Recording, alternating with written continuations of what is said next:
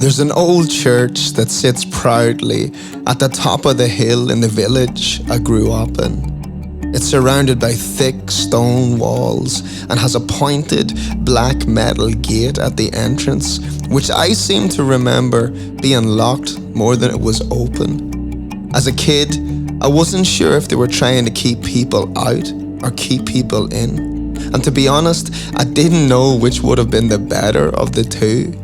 In any case, it didn't really matter to me. That was the local Protestant church. And having grown up in a Catholic village close to the border with Northern Ireland, I had no interest or business stepping foot inside. So I didn't. Well, not until 2008.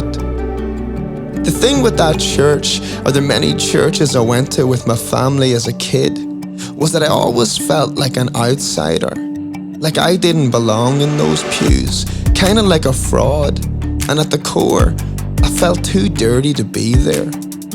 These places seemed eerie to me, so hopelessly cold and so deeply impersonal to my arrogant teenage mind that I was convinced that God, if He existed at all, would want nothing to do with someone like me. The God I heard about as a child seemed obsessed with me being good, and it didn't seem remotely possible that He could ever be a friend of sinners, of which I was surely one. So I lived my life the way I wanted, and I fell into the limp, cold arms of atheism. I did whatever I thought felt good to me for so many years. I caused so much unnecessary pain to people I loved, and I lived a reckless, selfish life. But something astonishing happened when I was 27 years old. My fiancée Heidi, who had been dating for about 8 years, had this radical, life-changing conversion to Christianity. She fell in love with Jesus, and shortly afterwards, I did too. You see, I realized something incredible about Jesus.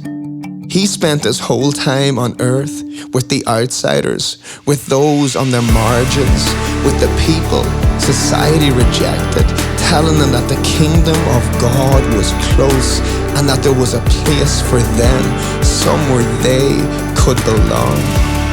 The Jesus I know and read about in the Bible was a friend of sinners, and because of that, I know He's a friend of mine. I don't see that old church at the top of the hill as a cold, eerie place anymore. I know what it is now.